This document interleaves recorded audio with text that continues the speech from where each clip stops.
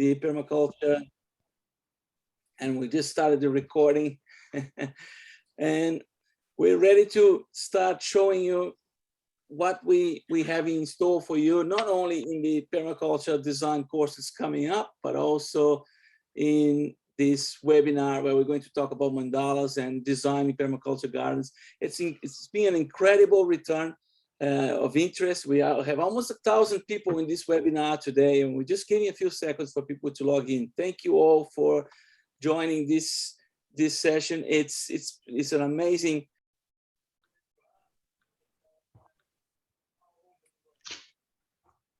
Sorry, André, you were muted. Here we go. Hello, everyone. I was just muted, starting and muting this webinar. I bet you're a bit nervous about it. It was just for a moment. It was just for a moment. So just to let you know that we have almost 1,000 people ready for this webinar, and we're all getting ready. The Global Ecovillage Network team is all on site. As you can see all that, we have Lucy, we have Thaisa, we have Anne Christine, and we have Abby with us to help us with any issues that we have. You'll be able to ask questions on the chat. We definitely have too many people to let the open mic for everybody. So we will have to ask you to use the chat. You can find the chat in your bottom bar with Zoom, and you can open there and you can send us the questions that you need. We will be trying to answer as many questions as possible. We'll try to keep a conversation with you. But again, we have 1,000 people from all over the world, and all this is good. First thing I would like to tell you is, like, this is not one of those internet traps where we're going to try to push some sales speech to you for the next hour and try to keep you online as much as possible.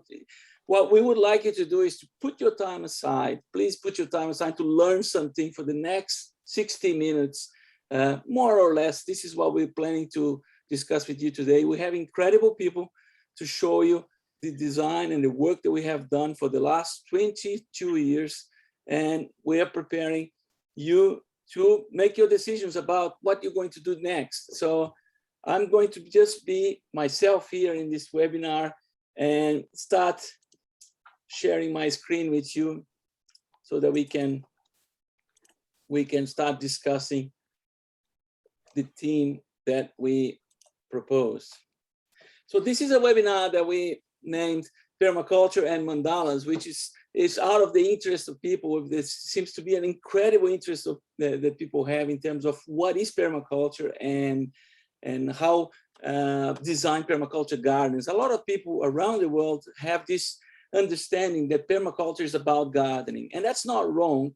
That's not a wrong understanding, but it's incomplete. Permaculture is not just about gardening. Permaculture is about a whole lot of different way of thinking. It's about thinking in current times. Permaculture is 40 years old, and it's more than 40 years old today. And it's about rethinking your presence in the world and rethinking about your way of living and rethinking about your philosophy of life. But also it's about gardening, it's also about designing. For me, permaculture is very much about how to design my presence, my occupation in this planet. Like it's something that we have to be thinking in these days. And again, now that we have everybody logged in, we can start our conversation. My name is André Soares. I have been teaching permaculture since 1994, when I did my first permaculture design certificate course with Bill Mollison, one of the founders of the permaculture so-called movement. For some people, permaculture is a movement. For other people, permaculture is a methodology, it's a clear method of how to design, how to establish living systems that will support us and support our communities. The original definition of permaculture is about a methodology of design for harmonic human communities, and harmonic in the sense that we need to learn to live in harmony, not just between us, but also between us and our environment, as you know, and we're going to see a little bit of this in this workshop today.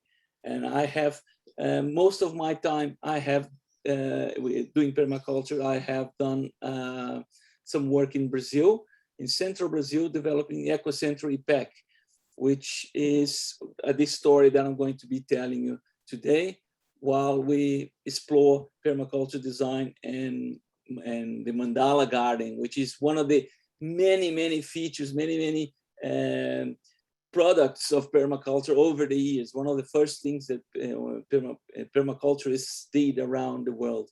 This photograph, the start, is one of the buildings that we did in Brazil. It's looking up in one of the buildings that we did in Brazil, and I'm going to show some of these works today. So welcome everyone, welcome from around the world. We are incredibly excited to have people from all continents in this online gathering. And in my courses that I did in Brazil, when we have been training people for all these last 20 years, we made sure that at least one permaculture design course a year we have done. And we have trained thousands of permaculture designers. And we always say, look, this small group of people, and here we have 1,000 people, could really change things, could really change the world. It's all a matter of working together, because we find in the permaculture groups, we find all the talent that we need to actually do all the things that need to be done for us to live in harmony, in community. So thank you to the Global Ecovillage Network to have opened this opportunity. And thank you all for joining this workshop. And now let's see if we can move my presentation. It doesn't seem to be. Oh, here we go. So what we're planning to do for this workshop today is we're going to show you 22 years of regenerative design and living. This is what we did in Brazil since 1999, when we decided there was about time to do this kind of things. We have been developing this work in Brazil and working with many people around the world and training permaculture designers. We will show you what's the permaculture Mandala Garden is one of the features of permaculture. And we'll show you also how to do one of these gardens, how it's a very simple thing to do and very easy to do if you're starting into gardening. A lot of people that have started into permaculture many years ago have moved on from this because there's a lot more things you can do. But for everyone starting a permaculture life, this is a good start, and we hope you gather as much as you can from this. Again, please leave some time aside this morning for me, because it's 6 o'clock here in Australia now. Sun is just coming up, and you guys around the world, for you are evenings. So that's one first good news I have for you. The sun will come up in the west because it's already coming up in the east.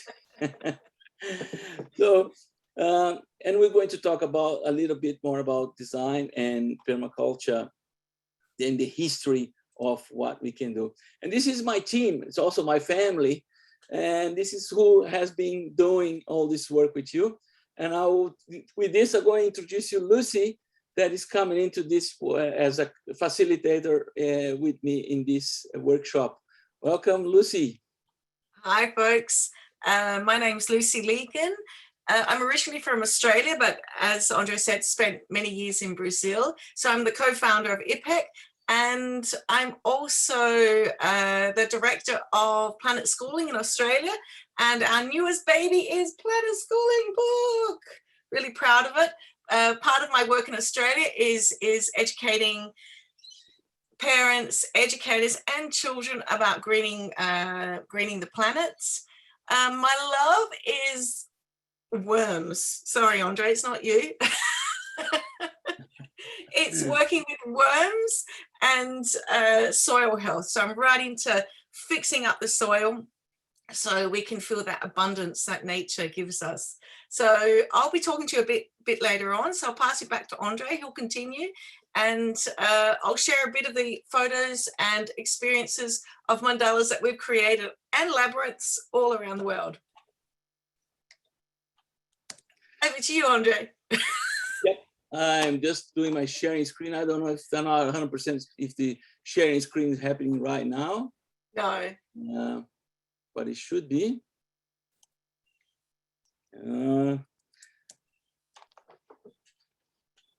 You guys Down can the hear? bottom? Down the bottom, there's a green little tab. Yeah, the thing is, it doesn't show my. I can't see my mouse here. Oh.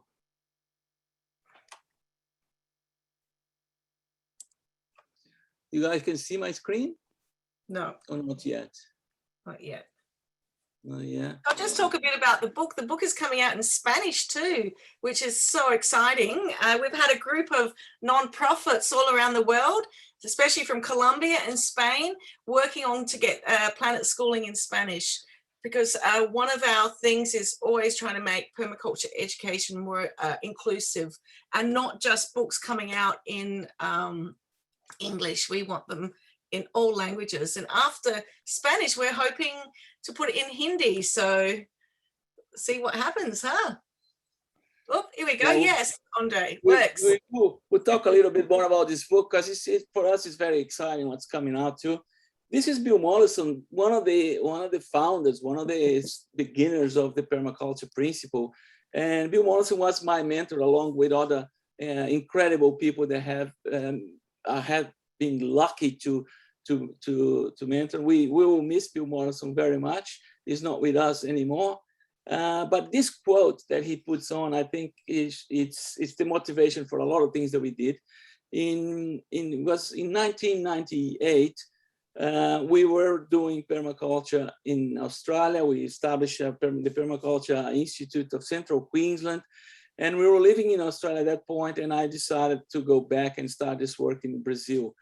And because it's exactly what we need to do. In these times, I think this quote is very important to us. The greatest change we need to make is from consumption to production, even on a small scale in our own gardens. If only 10% of us do this, there is enough for everyone.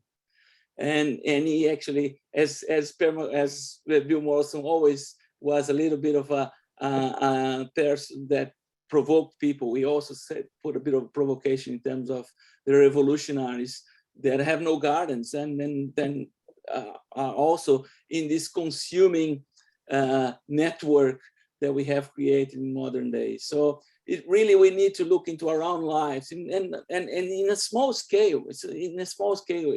We don't have to think in terms of changing the world until we have changed our backyards.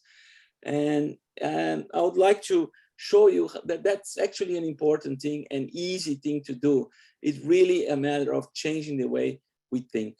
So let's see if we can make this change from producers to consumers in our life. For me personally, permaculture was about ikigai. The Japanese, I've only learned about this recently, but I can say that was the motivation behind why did I go and do a permaculture design course. Why did I move to it? Because I was looking for that. I was looking for that word which the Japanese describe so well. What is it that I want to do? I was a young man then, and I was looking for doing what I love, doing what I like. I believe it's something that a lot of people look for, but also I want to be part of this world as a useful presence, as a person that contributes to a better world, contributes to everyone else's living well in this planet. And I believe that's possible. I don't subscribe to that idea that humans are inherently bad. I think we are actually inherently good.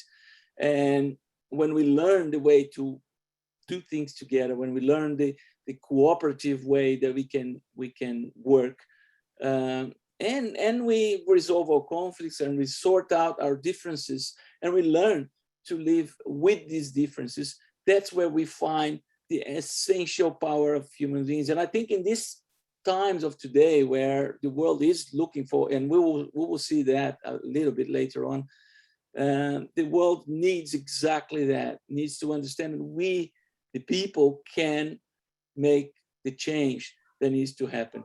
But also I had a certain, let's say, talents that I recognized at that time, and which was what I was good at. I've always been good at looking at land and reading land and visualizing the potential of the environment around me. It's something that I bring with me since I was a child, but I also have to make a living.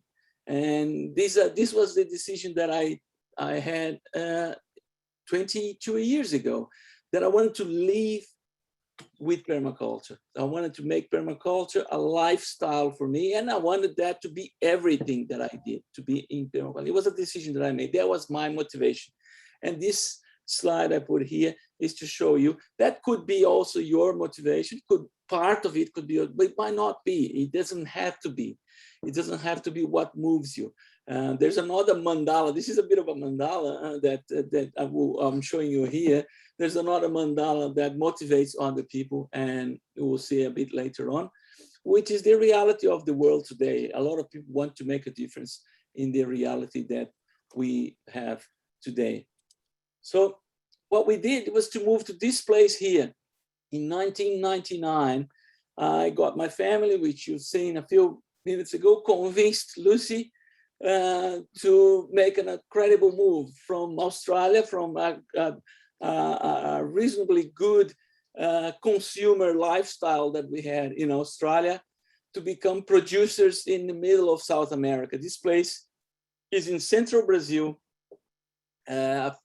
about a couple of hours drive from the capital, Brasilia, and is Cerrado. It's a savanna landscape, very degraded. It's the savanna landscape in Brazil has been recognized as the last global frontier for modern agriculture, and it has been turning into monocultures in a large scale in Brazil.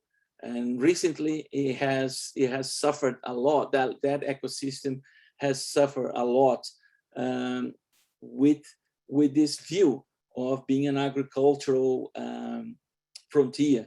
It's going in the same direction in a grand scale as the central and the corn belt in the United States. It's becoming a desert. And it's something that we decided to show that it was possible to live in a place like this. This property, it's around about 50 acres of land. And we decided to move into that little house over there some 22 years ago. And this is what it looked like in the beginning.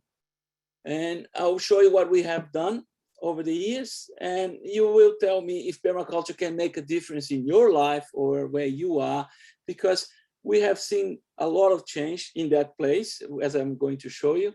And we also have seen changes around the cities, changes around the world. We have been around the world showing this work and training designers to do the same. And this happens exclusively because there was the energy of the people in it. This is the center. Yes, we do need the sun. Yes, we do need water, and we do need the energy of the technology and the machines. But the energy of the people is what makes the transformation happen. So that little house that you see on the right-hand corner, top right-hand corner, gradually became this larger place that you see here. That's a current photo of today, and it's like as you will hear during this workshop, my focus has been in terms of permaculture very much to establish the structures, the infrastructure, the building, the shelter. You know how Bill Mollison suggests that people should be concentrating in food and shelter, and water, I believe as well. But my intentions and my contribution has very much been in terms of shelter. I have developed new ways of building shelter and how to look into the realities that we have and turn that into a more comfortable reality for the people. You see, South America has an incredible housing crisis, and a lot of the world is showing that. And that crisis is, as we always saw, and that permaculture teaches us too, teaches us to see crisis as an opportunity. And the opportunity of the housing crisis, not only in South America, but also it's becoming a problem here in Australia as well. It's an opportunity for us to show that the people can be responsible for their own living. We can take responsibility for our own existence. And that's one of the premises of permaculture. So gradually we built other structures. This is on the left side, the larger photo is what we call the Ecoversity. Is where we house our students there in central Brazil. These buildings are all earth buildings. It's buildings, the material for all these buildings, like 80% of the material for these buildings is taken from the place where they are. We're building with subsoil. And this is one of the things that is encouraged when we talk about permaculture design. Build your own house. It's not only a right that we have, it's not only a calling that most people have, but it's also a talent that I believe most people have. I believe we are all designers and we all can do these things. It's a matter of just bringing it out, not so much about training, but more about discovering what we have in terms of possibilities for construction, for building community, for building a harmonic lifestyle. These are other structures that we have built in Ecocentro IPEC in central Brazil, all made with the soil that they stand on. So the first thing in every one of our buildings is the hole that we dig to get the soil out of it and make these structures. This house in the bottom right corner where it's under construction is where we actually live. For the first few months there, we lived on a tent because that little house was uninhabitable. And we built this little place here over time and moved into that and continued our permaculture work. This was the original design. And this is something we learned in the permaculture design certificate, is to design our vision, to put our goals and our objectives, our vision into a visual target, a visual goal. We always dreamed, and one of the reasons we moved there was to build an eco-village, to build a community. And why not? Why should that be a dream that is too far to reach? We don't believe so. So with that design in mind, we, as you can see in this image here, in 2004 was a turning point for that work. I would say in the first 5 years into that landscape, we were concentrating and spending a lot of our energy and effort into surviving, into staying there, into not quitting. It is a moment in the beginning of any project, is that beginning. Any NGO, we have established a few of them in Brazil, knows that those first 2 years are crucial to existence, like a baby. The beginning of a project is crucial, and survival is the focus. And so for those first 5 years, I can say that we were most focused on survival. But then we can have an idea of what the place was looking like. By then, our work was already showing some differences on our neighbors. On the other side of that water course that you can identify there at the bottom of the valley is our neighbors, and our neighbors started to copy. And this is one of the things when we live in rural zones, is that you have to show that it works to change anything. It's not about the talk.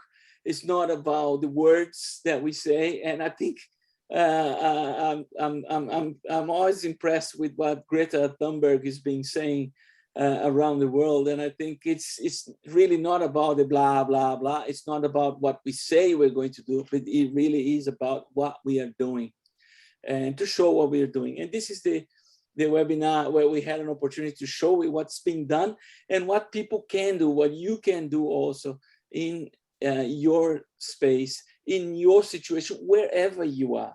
Permaculture can make a difference in your life, wherever you are.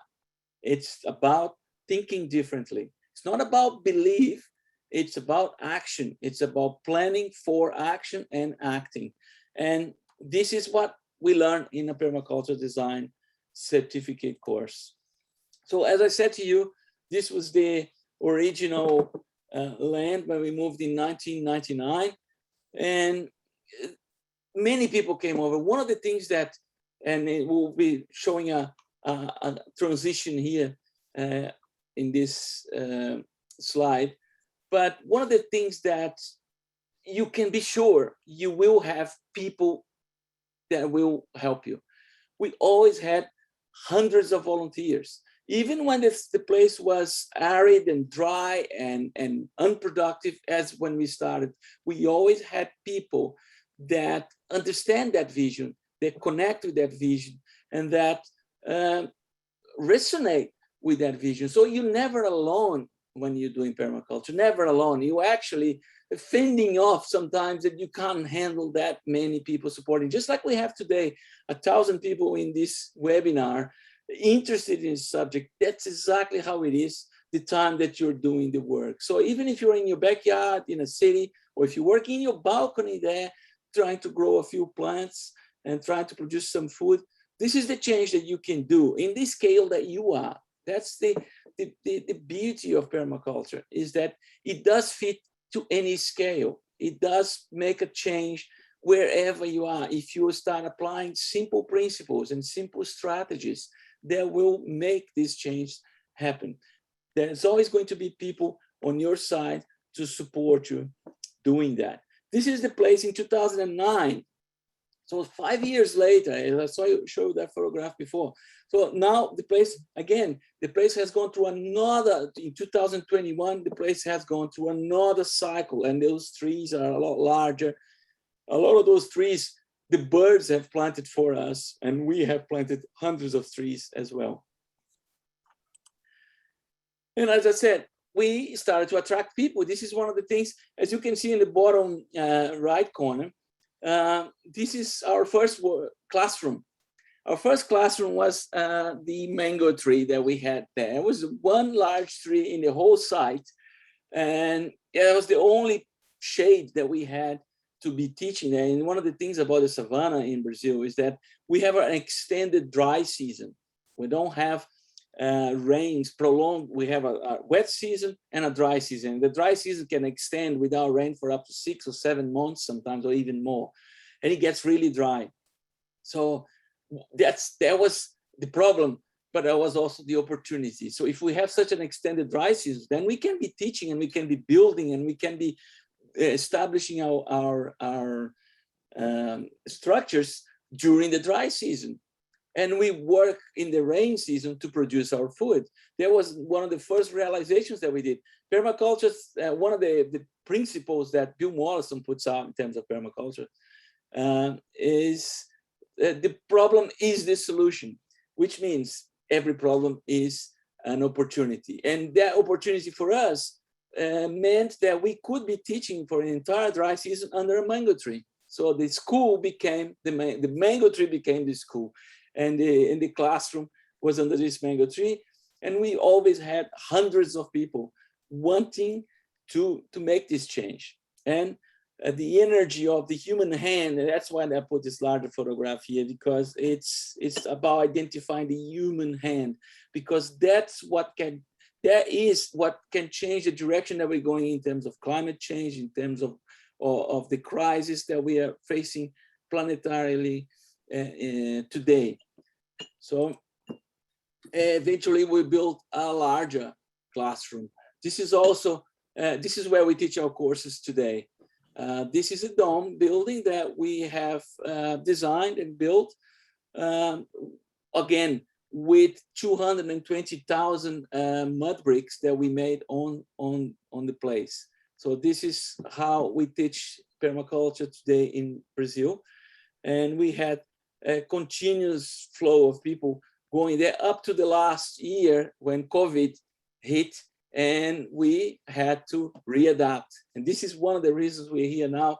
online with you is that we found, well, we have to reach people in a different, if they can't come to us, we have to go and make ourselves available to them wherever they are. And this is one of the reasons we're starting this now. And this is one of the reasons we are promoting this permaculture design course with the Global Ecovillage Network. It's the only platform that I can see that we can have a truly global audience. And I think that's so important.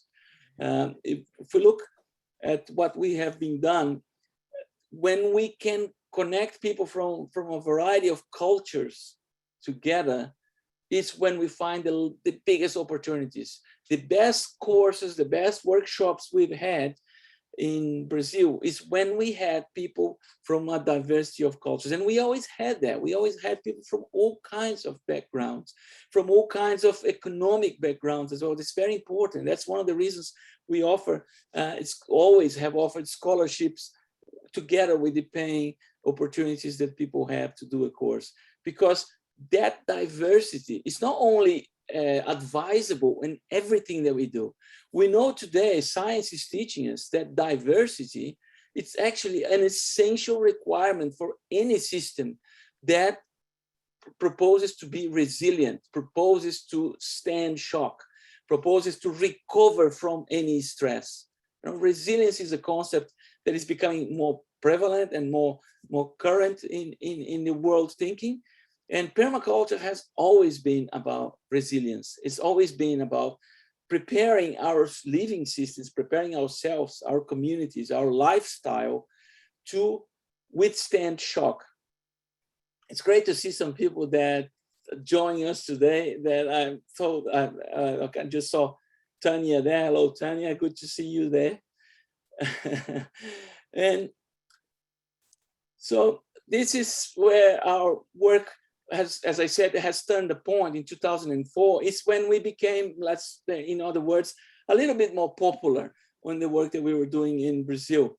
And we started to connect with people outside Brazil, and we were invited to design a festival.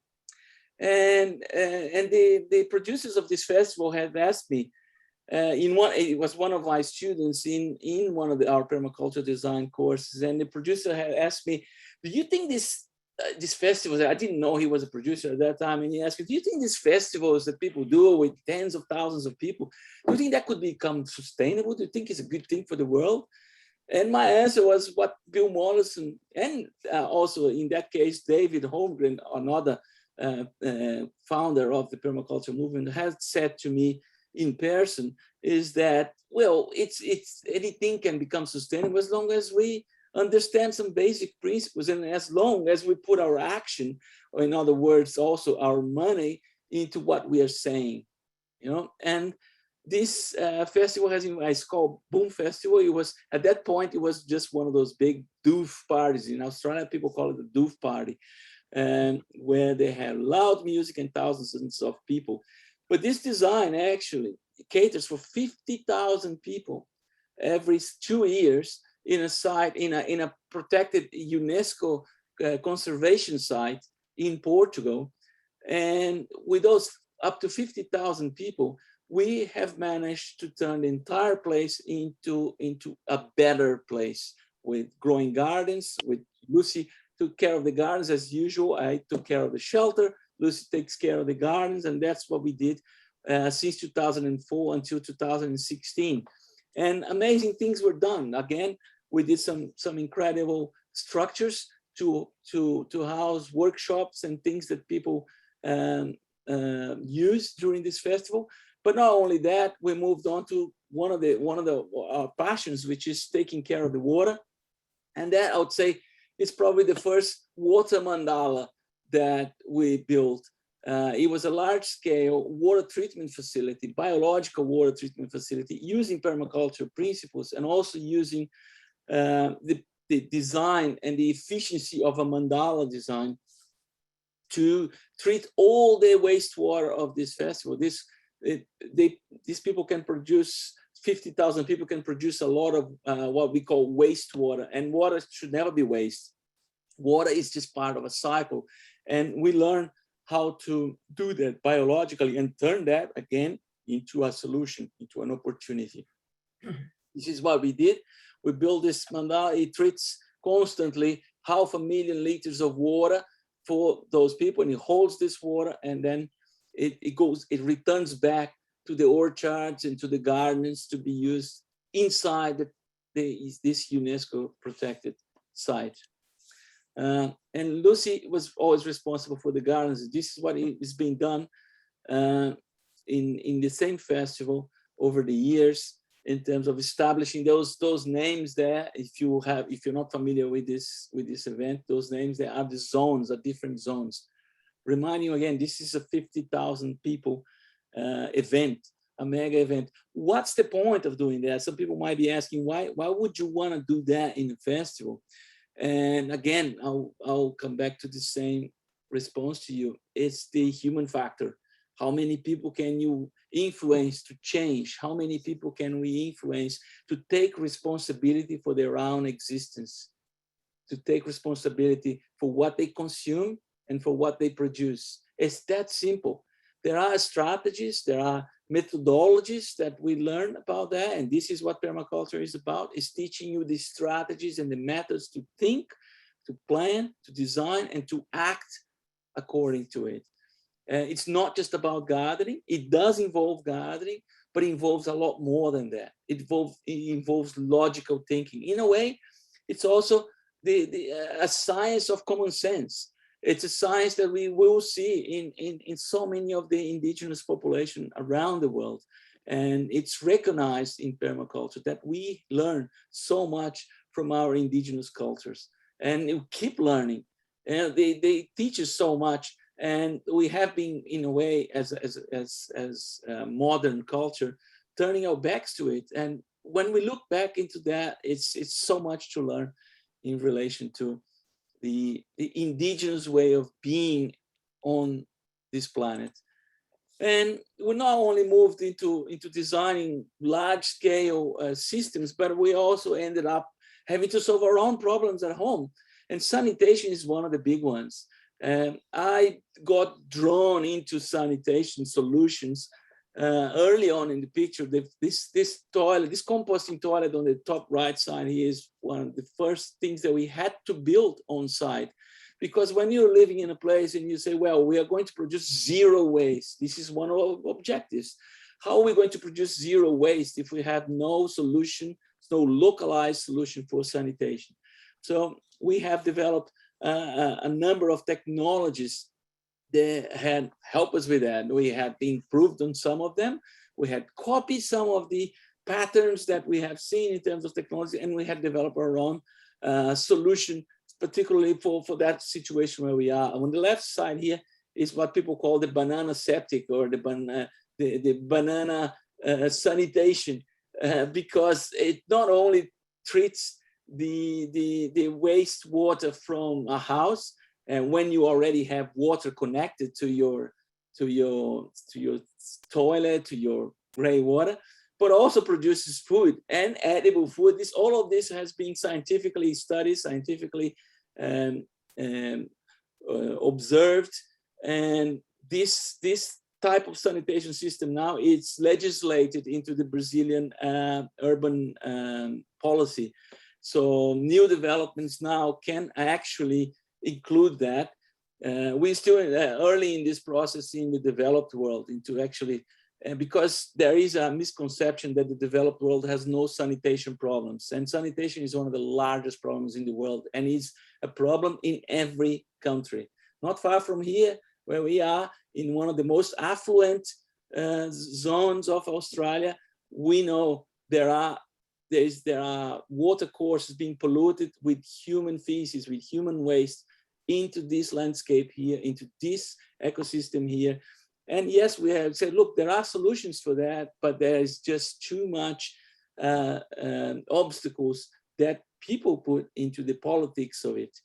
The fact is, sanitation should not be a problem today. 1 billion people around the world have no access to clean water. We have tens of thousands of children dying every week mostly from waterborne disease, from consuming water that is polluted with human waste. And the solutions are there. So this is, I use sanitation a lot, and I have worked a lot with that, and new enterprises have been born from this work around the world.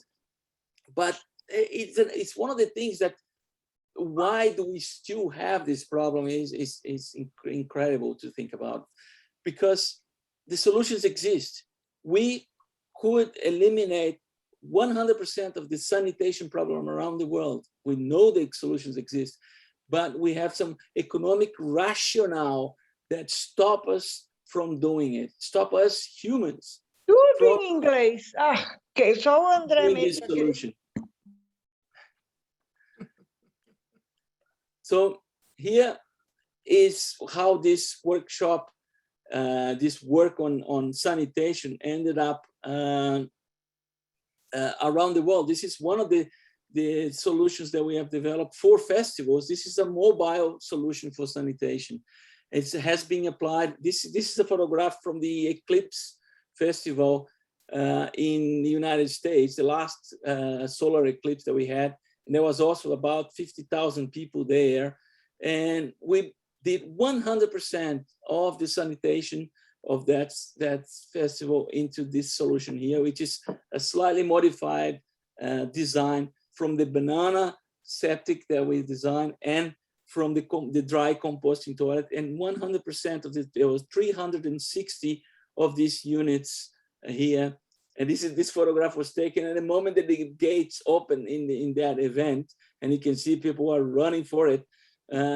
It's what happened in these events, and it has taught us so much to be doing this kind of thing. But let's move on to mandalas. Let's move on to what we decide. It's one of the elements of permaculture. Let's start talking a little bit about mandalas, and I'll hand you back to Lucy. Right, so I'm going to share my screen now. So, oh, it works. How's that? So we're going to bring it down a notch a bit. Most of our inspiration, as Andre says, and of permaculture comes back to nature.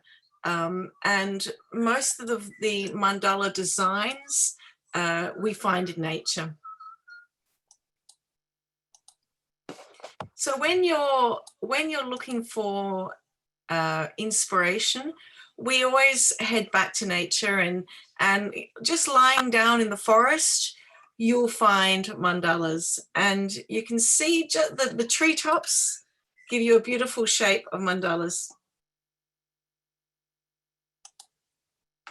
Or if you're walking through the forest, when the sun's beaming through, you might find mandalas in the shadows or the light that comes through the forest. And this is really up to the observer. And one of the main principles that both Bill Mollison and David Holmgren talk about is observe nature. And we actually learn this also from Indigenous people, because Indigenous people know how to track footprints, they know how to find animals, they know how to smell water. And that's from centuries of observing nature. And inside of mandalas, you'll find the Fibonacci sequence. And that's a really fun sequence to find, especially when you're working with children, where you can find this Fibonacci sequence. That if you're not sure about the sequence, is that you have two numbers and you add the two numbers and you find the next number and you find the previous. So you have 1 + 1 is 2. So 1 + 2 is 3. Then 2 + 3 is 5. And you find that in the trees, as the trees branch out. You find that in river streams, from the rivers go smaller creeks into the swamps. And then you find that in the sunflower. So the sunflower is interesting because you have both spirals, a mandala, and the Fibonacci sequence. And we talk more about this in the course. We go deeper into pattern observing than pattern making. Then we find this in seed pods. You can see the mandala bursting out. And I put the cactus because it was interesting during COVID, all the lockdowns, the sale of cactuses went crazy. Everybody started becoming, you know, a crazy cactus lady or a crazy cactus guy. And I actually think because of the patterns, you're bringing in pattern nature into a space. So people were really missing nature. And, you know, the cactus gives you that universal pattern. Whoops, sorry, I've jumped too far. Now we also find that in the Nautilus, you find the Fibonacci sequence and you start finding the golden spiral. And the symmetry. You find the golden spiral in creeks, and you can see the movement when you're sitting quietly by a creek or a river. You can find the spirals happening, the water hitting off rocks and ebbing and flowing. And we also copy that when we make flow forms, which we'll talk about a bit later. Then we have the spider's web. The spider's web is quite incredible because it's a circular mandala that comes from the center and holds weight. And then when if people are lucky enough to have snow, we have icicles and snow particles that show complete symmetry. So you can see six points that are completely symmetrical. And that we learn from that. We learn from the strength, showing that the nature's design actually gives you strength in design. And then we have crystals that come from the earth. And you can see incredible mandalas, over mandala, over mandala, over mandala.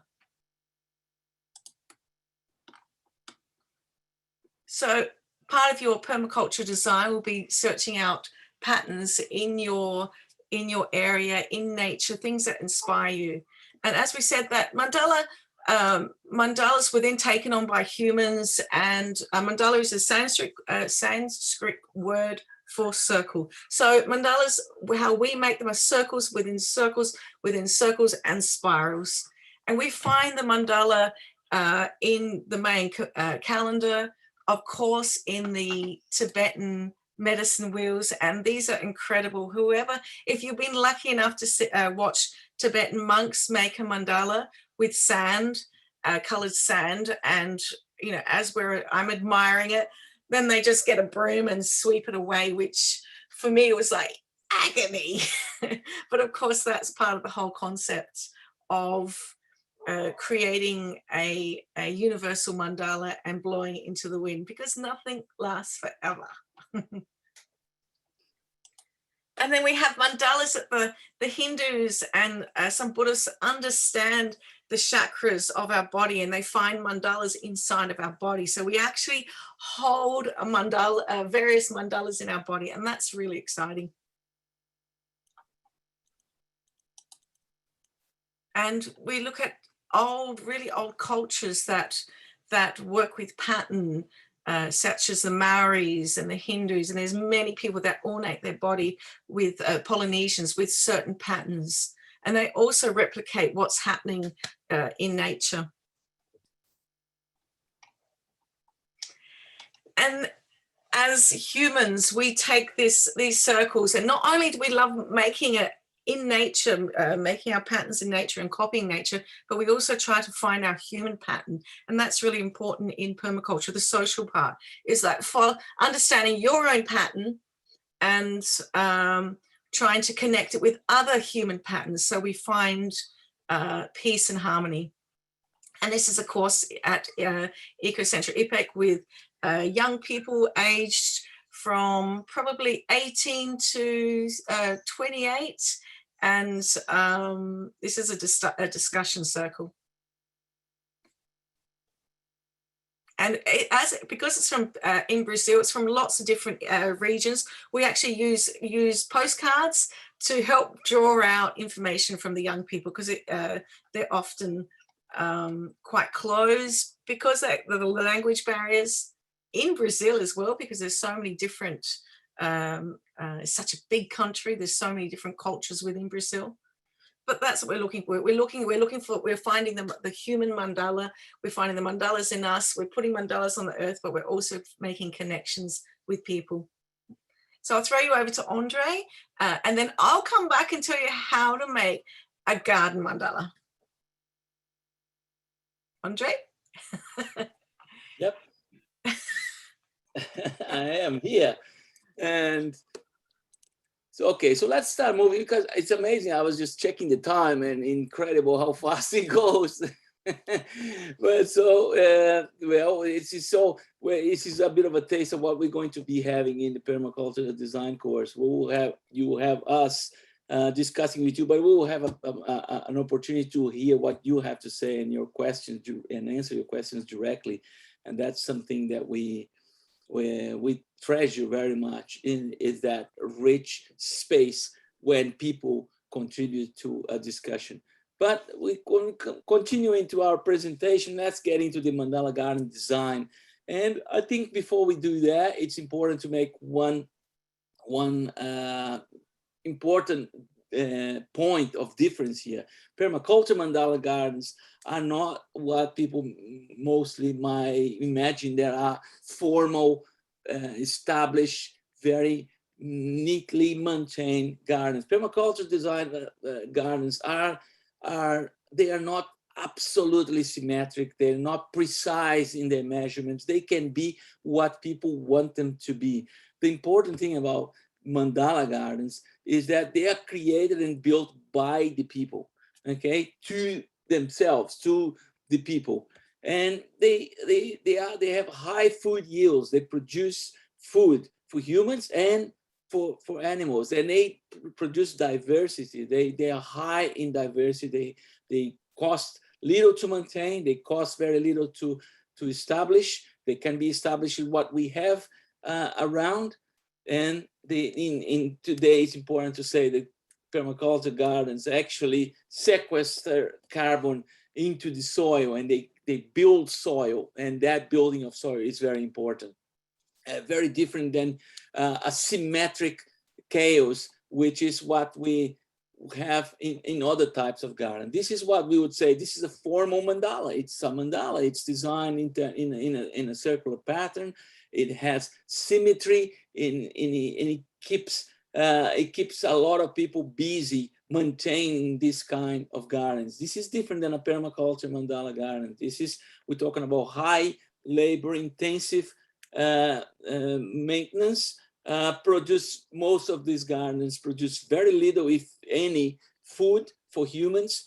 Usually have a very low diversity of species. We can see some of these gardens here that we just collected to show. There are 2 or 3 species of plants in there, whilst in the permaculture mandala, you could have hundreds of species producing food and producing what you need to survive.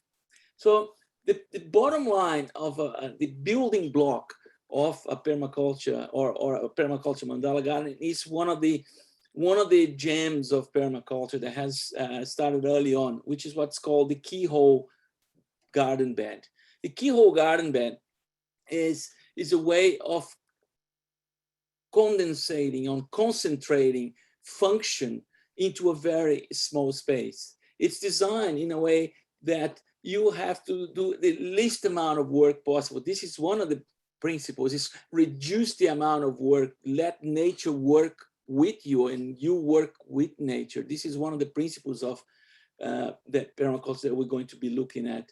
And it's a keyhole bed. It's just a 2.5 square meters, more or less. And again, the measurements are never too important, because you are going to be the measurement of the garden that you make. But a keyhole bed is that allows you to stand in the middle of it, and with the length of your arm, you can garden different layers of food plants. You can see I have designed this to show you there is at least 3, and in fact there are 4 layers that you can reach in different heights and in different distances from yourself without having to step in your garden.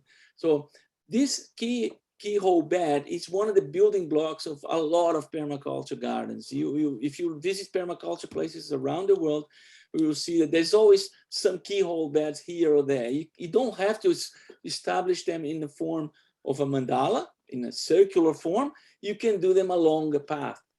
And again, the building blocks of a permaculture garden are just three. One of them, the keyhole bed. The other one is the paths that you have to walk on. And the other one is the way you plant, the building block, which is what we call the guilds or the cooperative associations. But a keyhole bed is a space that you can reach with a minimum amount of paths, because whatever is your path, where you walk on, is not where you grow. So we used to say, look, whatever is not a path is a garden. And if you look at that premise, it's quite good. If you look at your backyard and say, okay, I'm going to make the paths here in the first place. This is the first thing we do. We mark our paths. We mark where we're going to walk on. And that is not where we're going to plant. We're going to plant everything else. We're going to establish gardens on everything else. If it's not a building, if it's not a path, it's a garden. And I just made this little animation here to show you how you could design your permaculture mandala in any space. And it's really that simple. If you have sun, if you have sunlight, and if you have access to water, and you do need those things, it's essential, you can start your garden in a blank canvas, in choosing a center point. You just mark your peg, put a peg in the middle, which is going to be your center place. Start from a center. And then you design these keyhole beds around that. We have, it's a simple way to do it is six keyhole bed mandala garden. By that, you're going to use the measurements of your body. So you start from the center peg and start marking 6 triangles around. They have 4 steps of your steps of sides. You can do that with a string. You tie a string to the peg, you pull 4 steps, and you get, with the help of somebody, you can start marking these center points. These center points then will be the center of your keyhole beds. And you keep following it around, forming triangles that are exactly the same size, which is based on your body. And you establish this garden beds. We'll soon talk about establishment of beds in here. But what's the measurement of the keyhole itself?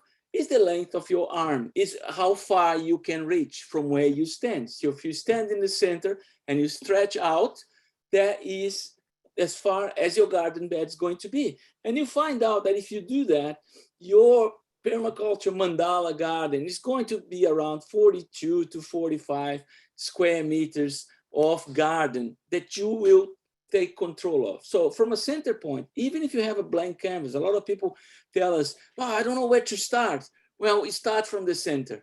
This is a good start. You know, mark your point, mark a center, put a little stick on the ground and start from there. And from there on, you can do your mandala, or you can do your path. You can move on to different designs. It's a good start, a permaculture mandala to do, because a lot of people, as I said, don't know what to do when you have a lot of space and a blank canvas to start. Some people move on with mandalas and creating several of them. There are people that have established commercial production in mandala gardens. If some of you have been asking, is it possible to establish a commercial production into a mandala garden? And yes, there are people that have done it. There are books about mandala gardens you can find.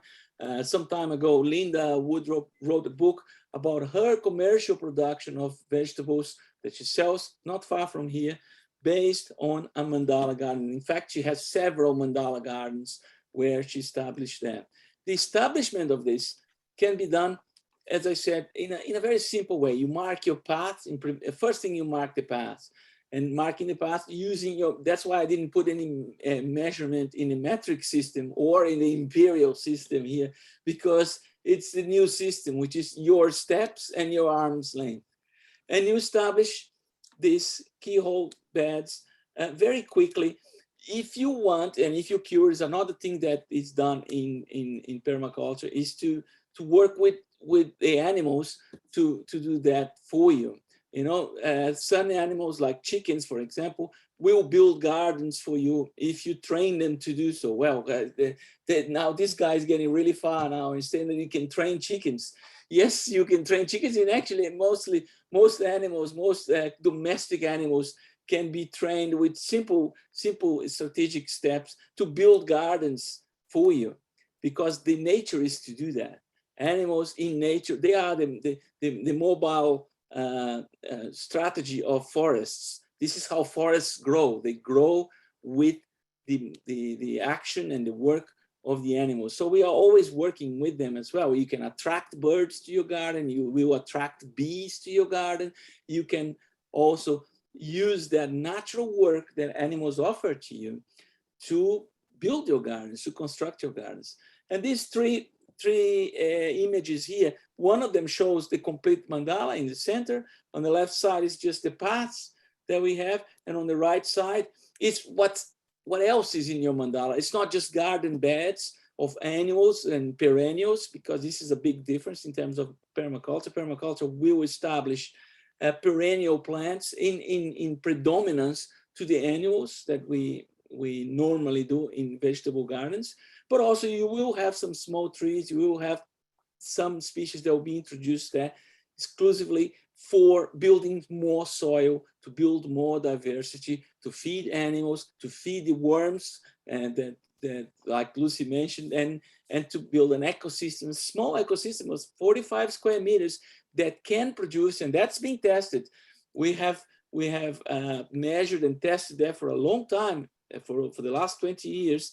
We've been measuring these kind of things, and it's definitely enough to feed a family with vegetables from this 45 square meters of garden. You can have eggs, you can have the vegetables that you eat at home, you can have some fruit, and you will not go hungry with one permaculture mandala. So that's why we chose to do this in this webinar, because a lot of people around the world just need that basic building block of self-reliance. And once we achieve that kind of independence, that feeling of producing at least some of the food that you consume, the feeling of independence, and I promise you, that's going to be something that is going to change your life. The feeling that you can take control of your existence, that you do not depend on an economic premise that is false to start with, that the world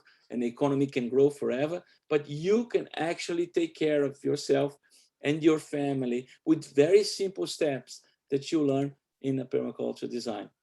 Another building block are the paths. As we said, this is the sequence when we establish permaculture garden. And another concept, which is a building block of permaculture gardens, are the guilds.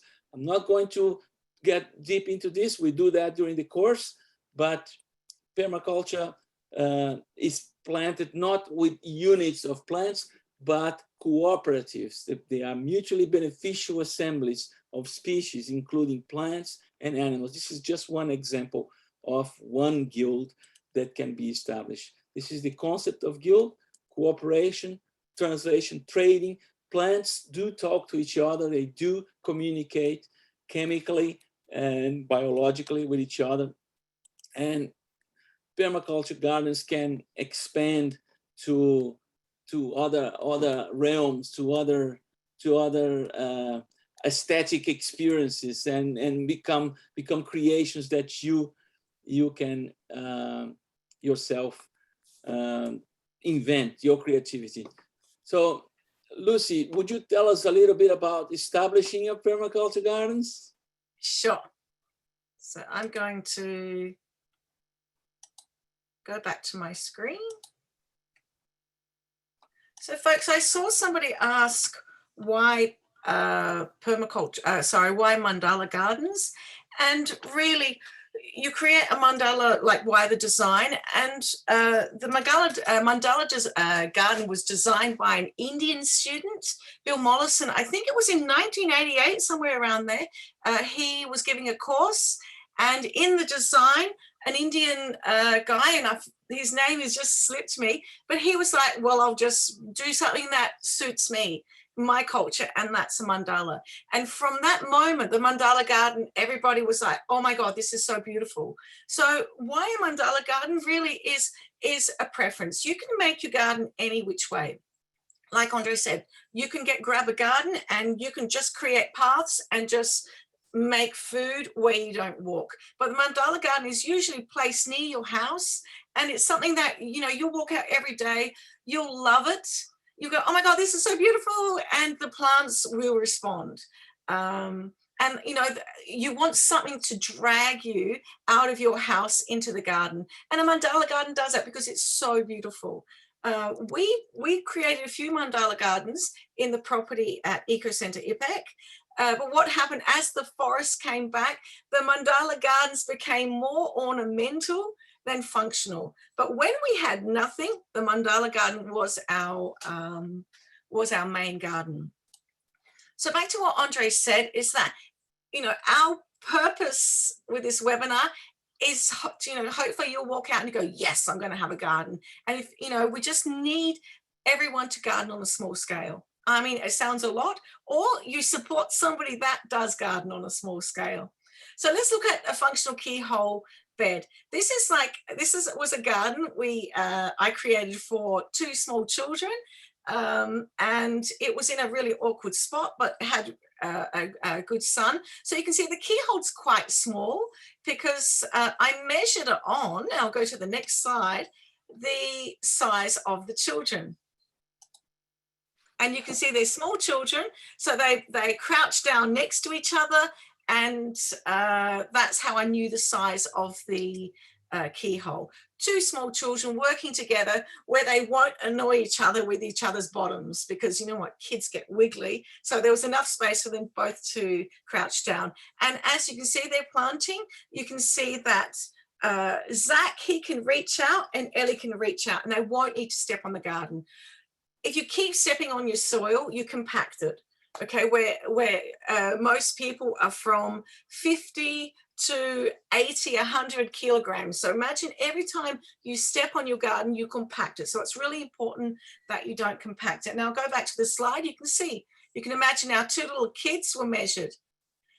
Now the person who wanted this garden loves angles. So I had to really make it quite angular also, the garden. I'm just going to pop over to, whoops, I always do that.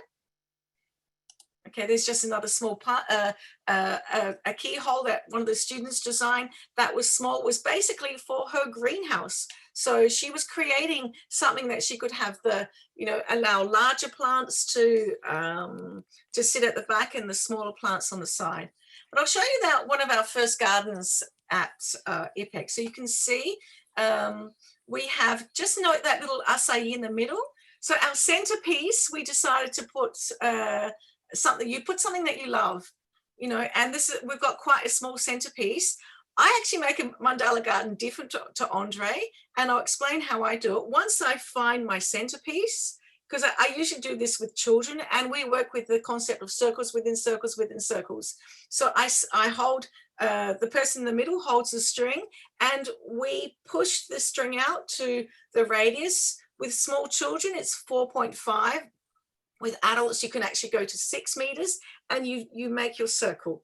So you have your circle, your outer circle, and then you're still in the center. We know you decide what you would like in your inner circle. So if you want a bird bath, or if you want a little teepee for vegetables, or in this case, we planted an acai.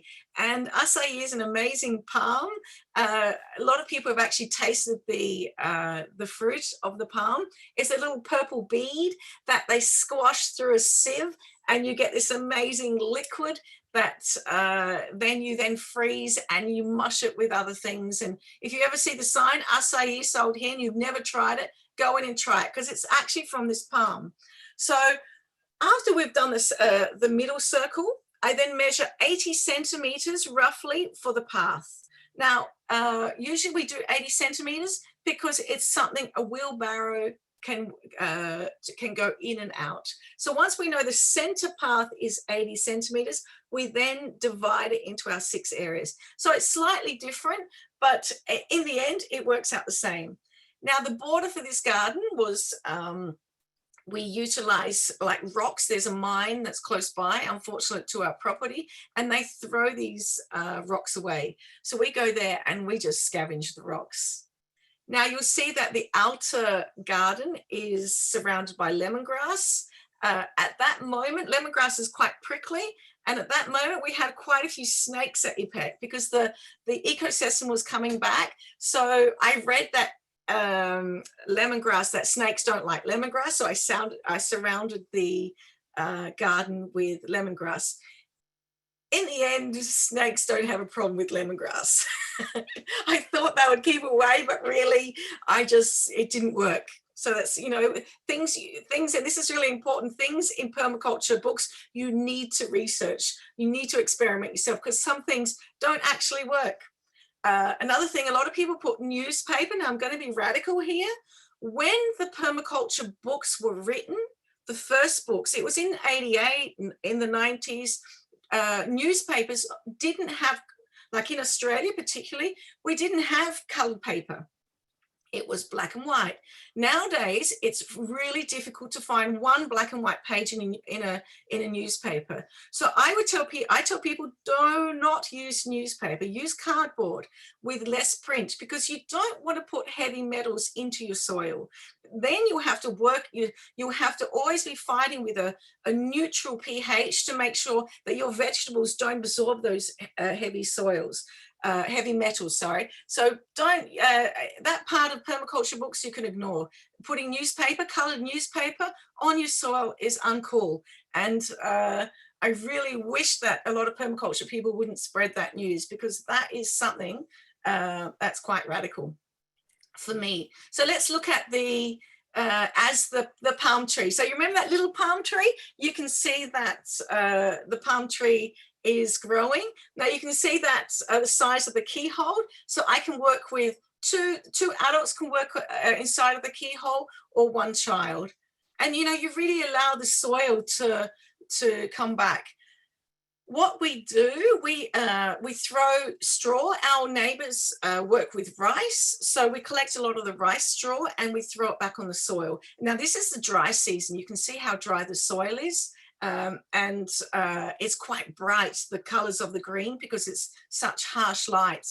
So what we do in the rain, after the rainy season, we scrape all of the paths, and we return that soil back to the garden. Because what you find that after a rainy season, all the worms are active, and they'll just break all that straw down, and we can actually scrape the straw and replenish the gardens, because you find that the soil in a mandala will slowly drop. But then what you have to do is add more straw. So it takes about a cycle of a year for even the soil from where we walk to turn into something quite fluffy. So there is a way of planting mandalas. Now I used to be quite strict and plant it this, you know, the same way, but nowadays I'm a lot more spontaneous and relaxed about it. But you usually plant close to the edges. You'll plant your clipping vegetables, clipping things like all your herbs and your teas, and then just behind the clipping you'll go a little bit higher, and you look for plants that are a little bit taller, and that's the things that you will just pick off a piece here, a piece there. And then there's the vegetables, which they actually say the plucking vegetables, where you break off a piece, like your eggplants, your tomatoes, or your some of your Asian greens that are quite larger. The border plants are always something that you can chop and drop. So lemongrass, you can go past and snip all the edges of the lemongrass, and that can turn into your mulch. So you don't have to go off and look for mulch. Or comfrey, you have a border of comfrey, you cut it and drop it. Now a lot of people say, wherever you plant comfrey, beware, because it will stay there. And that's true. Like in your garden, in your vegetable garden, if you plant comfrey, it's really hard to get rid of. So be really careful where you plant comfrey. But what we found, as the forest came back in Brazil, the forest actually killed off the comfrey. And not killed off, the comfrey just didn't have enough sun, and it was just absorbed back into the earth. Nowadays, I plant more so in, this is a baby guild, but it's also the way I like to eat. So, you know, you find, and the curious thing with companion planting or creating guilds is that a lot of the times, especially with food, with edibles, they seem to flow with food. So you'll find a lot of Asian foods actually grows beautiful in the ground together. So you've got your ginger, you know, turmeric, your galangal, obviously your Asian greens, your Thai eggplant. For some reason, it just grows really well. And that's because for millenniums, people have been growing their favorite food together. And you find Italian food also, which I have Italian background. You find that the tomato grows really well with your peppers, with basil, with spinach, with eggplant. So I try to find nowadays, I think, oh my goodness, I love eating this. I love eating that. So I'm going to plant them together. It's also minimizes your time in the garden, because you can go to one area and just cut everything and basically you have a meal. Now, in your mandala, depending on what size, you can also grow trellises. So I make trellises from slits of bamboo, and you can see the pumpkin actually really loves that. We have a trellis here, so you can see the tomatoes are going wild. This is at Boom Festival, because one of my passions is to show if we work with nature, nature always responds, and responds with abundance. And look at all this food in a short time. So this is a garden that was 3 months in the ground. And if anyone's been to Portugal, there's sometimes quite similar dry situations to Australia and the center of Brazil, but you can see abundance. And that, I think that's really important, that humanity understands that when you work with nature, nature responds always. So I'm showing, look at the acai in the middle there. It's massive. And you can see we also now have a chicken house, and this is the moment. You can see the forest behind the acai, behind the mandala. So the first photos you saw, there was nothing. Now there's this forest. So the Mandala Garden is now medicinal. It's not so much edible, it's medicinal. So we have medicinal plants inside the mandala, plants that like shade, lots of shade. Now look at the soil. You can see the color of the soil is different as well from the first photos, and the soil has been worked for years, and also it's the rainy, you know, during the rainy season. So you can see that, or just at the end of the rainy season, actually. Now, gardens are always changing also. So you'll have, at moments, you'll have a full garden. At moments, you'll have, you know, a garden that you need to fix the soil. You need to leave it fallow. You need to let it rest. And this was that moment, the aloe vera, and we have a few other plants, medicinals, but we're actually allowing the garden to rest. This is another different type of mandala. As you can see, this is bordering the property. The same stones, because there were stones that were collected. And this was more of an organized circular mandala.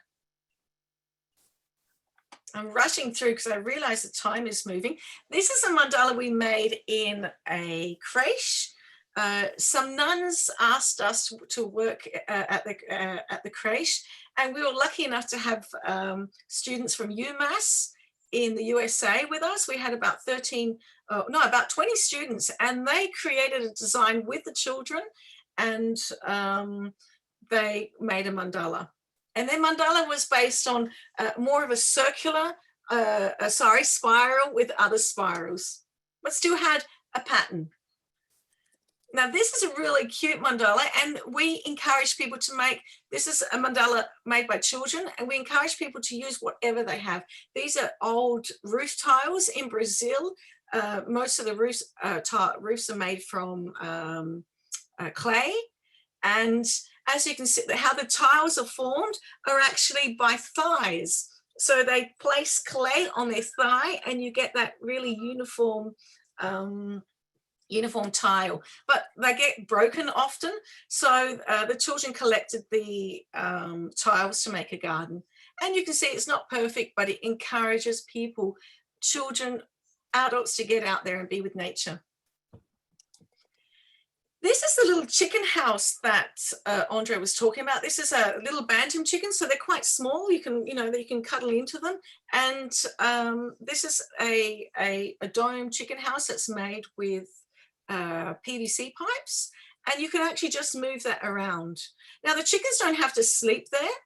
You can actually move them back to their big house, but this is a space where they can actually help you move around. Animals are really important. If you go to any forest, you'll find animals scattering around. You'll find your micro animals and your larger animals, and they're scattering around. Nature loves animals, and animals are part of your system. And we'll talk more about that in the course. I know a lot of vegans don't like to use animals, and it's something, you can work harder. You don't need to have animals, but nature does love animals. Now we're going to go have a look at something else. This is another beautiful garden that I created with some volunteers, and it's a labyrinth. This is a herb labyrinth. It's a bit different to a mandala. Labyrinths are different from mazes. In a maze, you want to get lost. In a labyrinth, you're supposed to find yourself. So it's a slow, meditative walk in your garden. It's called a 7-seed labyrinth. So you have 7 layers, and believe it or not, you can fit lots of herbs in it.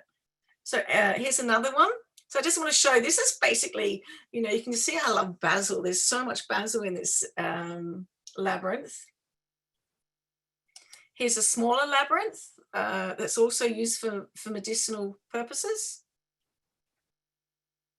So people aren't really keen on doing mandalas. They can do a labyrinth, or you can stick to traditional gardens as well. It's just get out there and garden. So this is we're talking about the movement of water. This is a flow form, and we're copying nature's patterns again. We're looking for that spiral that you see naturally in creeks, creek beds and rivers when the water hits a rock and spirals. So we create these flow forms, and it was quite funny because we didn't have a form. We actually created these from our form, and we tried to encourage people to sit in clay so we could actually get that really nice bum shape flow form. So it was quite a funny experience. And then the artist did the last form. When we're doing gardens, also we encourage people to create art, and this is another love of mine, is that put art in the garden. So when you go out into your garden, you actually not only love your garden because you have art pieces that obviously can handle weather, but you're also drawn out to the garden. So your garden becomes your outdoor living room. Here's another mandala. This was created at the Global Eclipse Festival. And this is actually, it was a different type of mandala garden because it was a circle garden, but the mandala was in the center. So you don't need to stop at, if you don't have the space thinking, oh my goodness, I don't have the space to make a massive garden. You can actually make a smaller garden and create your mandala inside. And you could even go as small as just containers. Okay, but what we, like I said, what we want to do is encourage the people to go out there and grow their food. We're being threatened in Australia at the moment because of the problems with, shipping containers and all the rest of it, that food is going to be scarce in Australia. I'm not sure what's happening in the rest of the world, but this is what the news keeps hounding us. And so it's a perfect moment for people to get out there and start learning about plants. Now, this is my garden in Australia. Where I live now. It's a keyhole bed. You can see that I can still walk in. It's not circular because I live in a small urban area, a smaller area. But I have a garden that I still have the same concept. I walk through the I walk through the middle of the garden like a keyhole. I can plant on top. The dog and the chickens and the 3 ducks we have squashed into our backyard, they don't jump onto the garden because it's too high. So as I said, different sort, but still gardening. And one of the things that you'll learn if you do the course is about saving seeds, and that's another passion of mine. It's watching the circle close. So you plant the seed, you let it grow, you eat some of the plant other plants you leave, and you collect the seeds so we can continue. And this is where we really have to honor Indigenous people, because for millenniums they have been collecting corn, they've been collecting potato, you know, most of the foods that we eat, it's been Indigenous people and also traditional farmers that have saved that seed for us. And that's such an important task. Now, another thing you'll learn, I mean, I would ask people, but I can't really share, what is this? And you know, a lot of people go, and they guess, right, it's fungi. But it's actually inside my cool composting bin. You can see a toilet roll, you can see eggshell, there's a mango seed. And during the course, we'll be teaching you how to create soil to keep replenishing your garden. And that means, you know, you won't be wasting anything. Your little house or your farm becomes a closed system where anything that you eat returns to the soil. And that's a beautiful thing. So I'll send you back to Andre, because I am aware the time is ticking.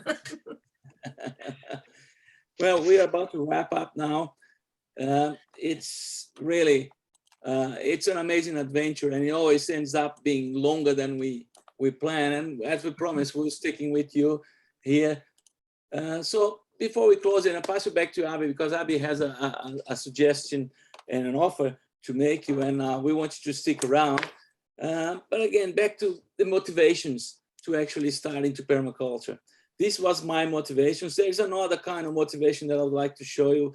That is this other mandala. That is a reality that we are today. You know, we are exceeding our planetary boundaries in many different ways. And the reality is, if a small percentage of us does this small change, you know, Bill Morrison used to talk about 10% of us. There's this small change to start being producers more than we are consumers. We have an opportunity to change the direction we're going in terms of climate change, but not only climate change, the whole integrity of life in our planet is in risk. And permaculture is one of those strategies that can make a difference when it's adopted in action by people. So it has been an incredible, exciting pleasure to be with you. I'm going to stop my screen share now and pass it back to Abby. Thank you very much, all of you, all the way to the end. The ones that have left early, well, I've thanked them before, but thank you for the ones that came later as well. And we'll hope to see you soon. We'll keep in touch. There is more coming. There's another workshop coming, and the course starts soon. Please be part of this course. We are looking forward to this, and we're looking forward to make the difference. Thank you very much. And I'm going to throw to the book again, Andre. Planetschooling.com. Check out the book. Lots of great activities for children. Thanks, Andre and Lucy, so much. And because we're not going to have everyone unmute, when we say thank you, we just do a big wave like this. So this is our way to show gratitude to Andre and Lucy, your generosity of time. It's 6 in the morning for them. So those in Europe and other places, it's in the evening. So we're all over the world. The gift I've dropped there in the chat is, if you stayed till the end, we're happy to give you 20% off of the course. There are some scholarships available. So if finances are an issue, we want to be as inclusive as we can. If you have any questions, I've also put our email address there. We really hope to have you join us. There'll be another webinar to get a different kind of taste of what we'll cover the 6th of November, I think. But yeah, this is just a taste to get to know Andre and Lucy, and you'll see the other facilitators that will join us. They're clearly passionate, they're clearly experienced, and so we just hope that you'll be able to join us. Yeah, that's it. Any final words, Andre? Otherwise, we can just unmute and you can say in your native language, thank you and goodbye. And we'll see you next time. Bye. Muito obrigado e até a próxima. Bye. Thank you so much. Thank you. Bye-bye. Bye. Bye. Thank you. Thank you so much. Bye. Gracias. Hey, hey. Magalan. Mulțumim. Mulțumesc. Mil magat, Sloan. So much. Goodbye.